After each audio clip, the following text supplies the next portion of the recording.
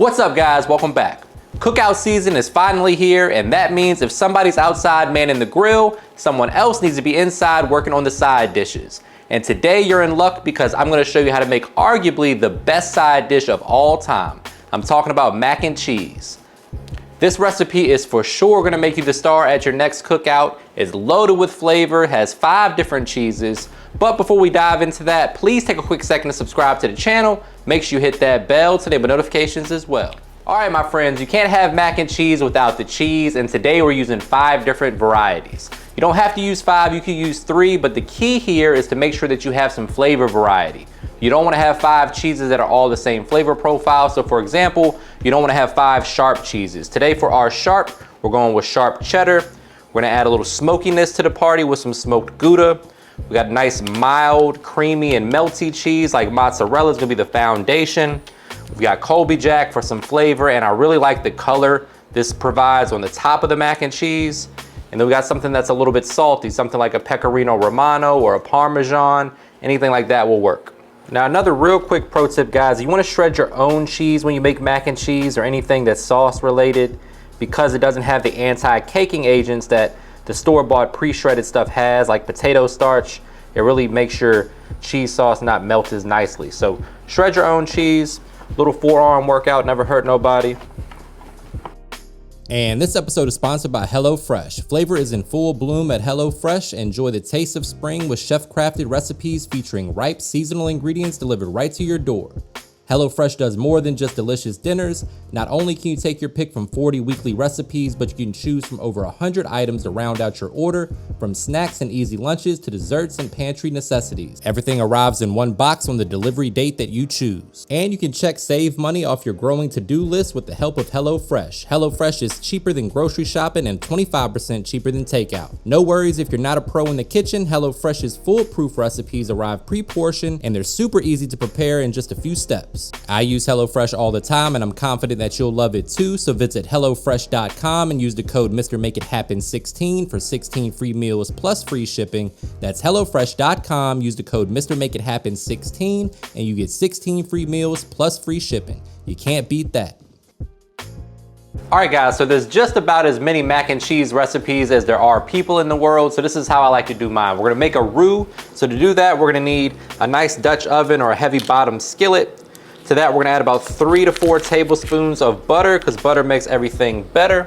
A roux is just basically a combination of fat and flour. So we have the butter we're gonna melt. To that, we're gonna add about 2 to 3 tablespoons of flour. We're gonna season that up, and that's gonna be our thickening agent for the sauce.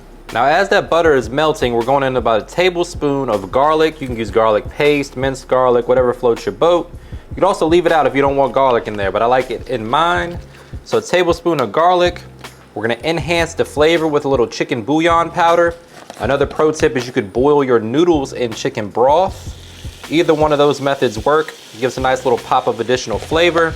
So we're gonna mix that in, allow that garlic to kind of sweat down a little bit with that butter. All right guys, so far so good. Not much controversy yet, but in comes the first controversial ingredient. I like to add about a tablespoon of sweetened condensed milk. I know I'm gonna get some flack for this in the comments, but the folks that have made my recipe in the past will take up for me. It's not gonna make the mac and cheese sweet.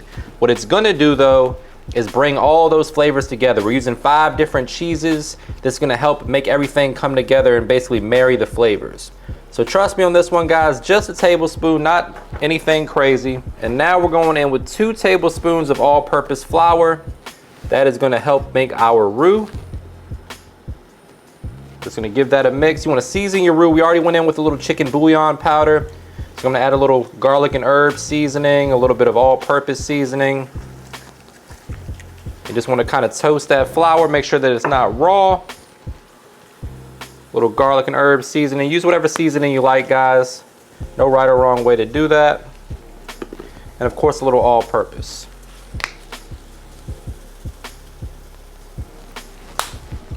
Now once the flour is cooked and it starts to form like a paste like you see right here, we're going in with 2 cups of heavy cream and 1 cup of whole milk. So 3 cups in total, and we're gonna bring that to a boil.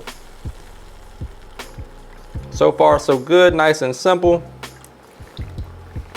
If your aunt makes it a different way, just tell her that my recipe is better. Just kidding, don't get kicked out of your aunt's house on my behalf. But encourage her to try something new. So we're gonna bring this up to a boil. All right guys, so for yet another very important pro tip, you always wanna salt your pasta water. That goes for spaghetti and mac and cheese. Add some salt to the water, and then we're gonna add in our elbow macaroni.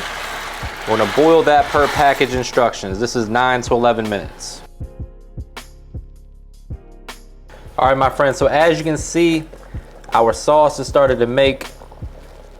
All right, my friends, so as you can see, we've reached a boil.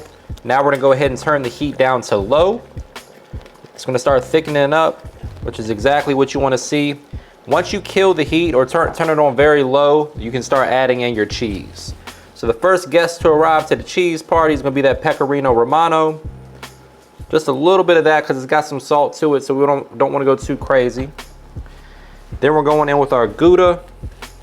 We're gonna add the cheese a little bit at a time, stirring as you go just to make sure that the cheese is well combined and melts properly. Oh man, this is gonna be good. Next up, we're going in with that sharp cheddar. Let me know in the comments what cheese you use. Unless you use Velveeta, then don't embarrass yourself. Just kidding, guys. I'll eat some Velveeta mac and cheese too. I'm not too good for that. Mozzarella cheese going in. You just want to stir as you go. Add a little bit at a time. The heat is on low, or you can turn the heat off completely. If you ever had real oily mac and cheese, it's likely because the person that made it added the cheese when the sauce was boiling and it caused it to separate. So the way to avoid that is to turn the heat off or on super low. So we're just gonna keep adding cheese until your heart is content. You can taste as you go, adjust the flavor to your preference. There's no egg in this recipe, which may or may not be controversial as well, but due to that, that means you can go ahead and taste it all the way through. Starting to get that consistency that you want to see in the cheese sauce. At this point, you can go ahead and season it a little bit more if you like. Once we get the cheese nice and melted, I'm going to go ahead and give it a taste test, see where we're at.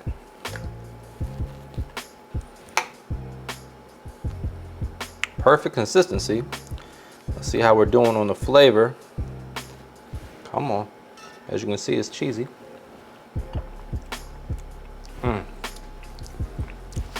Wow. Doesn't need much. I'm gonna hit it with a little smoked paprika just to kind of play nicely in there with the Gouda to enhance the smokiness just a little bit. Totally optional, guys, but I'm gonna add a touch of that. Get in there and mix that together. That's really all it needs. Maybe a little bit of white pepper, but we're just being picky at this point. That is the perfect cheese sauce. Just a little bit of white pepper. You can use black pepper if that's all you got. I like to use white for a lighter colored sauce like this one. That way it doesn't look like you got burned flakes all through it. But that, my friends, is your cheese sauce. Let me get a spoon. All right, so personally, I like to add the cheese sauce to the same pot that I cook the noodles in. That way I can make sure that I don't overdo it on the sauce to noodle ratio. So we're gonna start to add that in there, give it a good mix.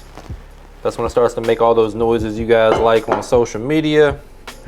You guys gotta get your head out the gutter.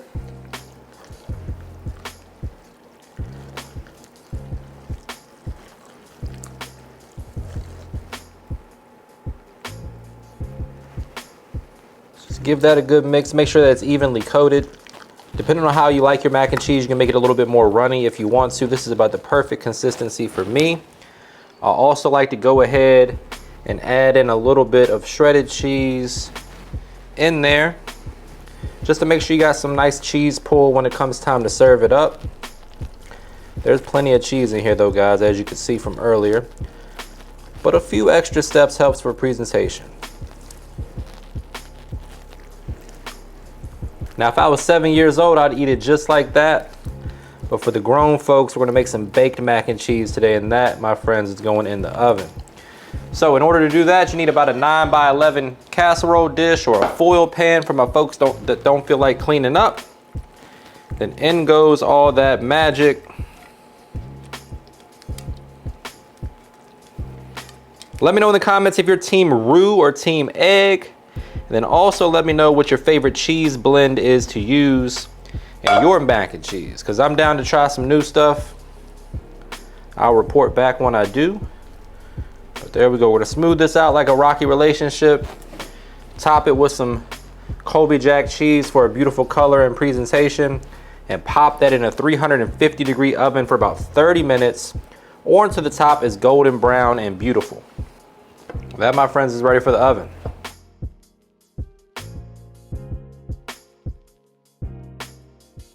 And this is the part where I say, brace yourself for a trademark money shot. Say it with me, guys. Looking good.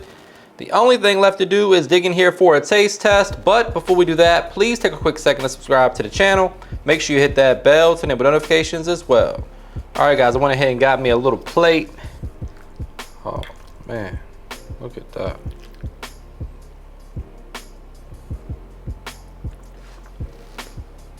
Here we go, moment of truth.